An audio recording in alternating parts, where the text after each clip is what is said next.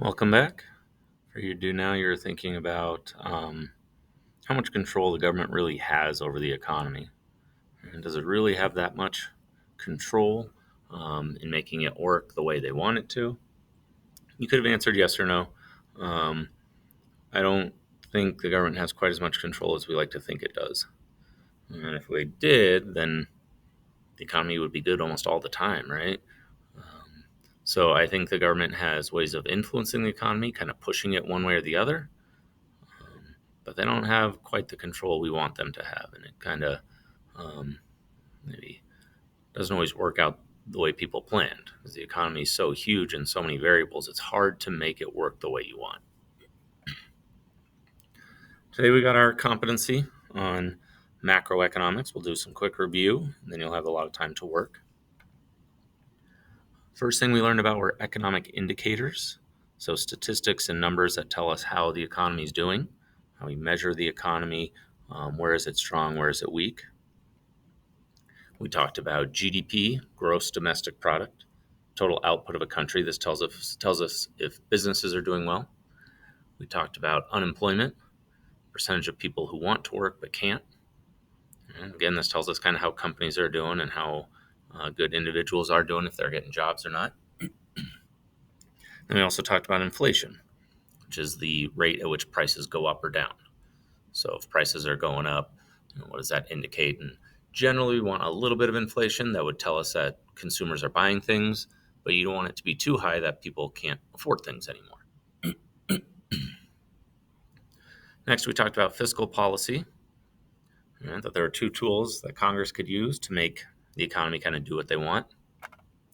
Taxing the economy, businesses and people. It's kind of like the brakes, it slows things down. Spending is like the gas pedal. It expands, gets things going faster. Monetary policy, we talked about how it's all about the money supply. How easy is it to get money, or how hard it is it to get money? And we talked about interest rates. High interest rates kind of slow the economy down. Lower interest rates expand the economy, make it easier to get money, easier to get a loan for a house or a car or start a business, whatever it is. So we're going to look at a couple of scenarios on the Pear Deck. Similar to what we're going to have to do on the competency, where I give you a few scenarios and you have to come up with the solution, fiscal and monetary policy that you would use. So we'll start with this scenario. GDP is slowly decreasing, unemployment is very high, inflation is at zero. Does this indicate our economy is strong or weak, and why?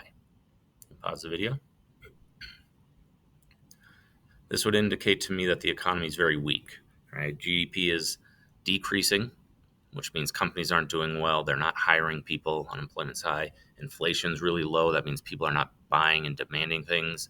This tells me companies and people are really struggling. It sounds like a big problem to me. What sort of fiscal policy would you use? We got two tools, taxing and spending. Well, what should we do with those two tools?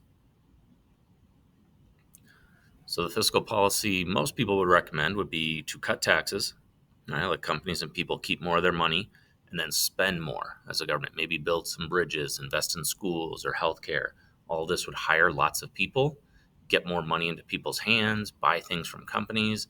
That would help jumpstart the economy. And last, what sort of monetary policy would you do? And this is all about, how easy is it to get money? The Federal Reserve would probably want to lower their interest rates. Right? Lower interest rates mean more people can borrow. If you're borrowing more money, you can expand your business, you can buy a car, you can buy a house easier. That would help get the economy going. So today you're going to be answering questions based on levels. So remember, level 1, just give me the correct answer. Level 2, explain, teach it to me. And level 3, answer, reason, evidence, and analysis. Let me open up the competency so we can take a look at it together. Here's the level 1, just give me the answer. Level 2, explain it. Level 3, answer, reason, evidence, analysis. This last one is the one that's different. I'm going to give you two scenarios. You have to pick one of these scenarios to answer about. Down here, you need to give me two responses, a response about what fiscal policy you would do and what monetary policy you would do after picking one of these. If you have any questions, let me know.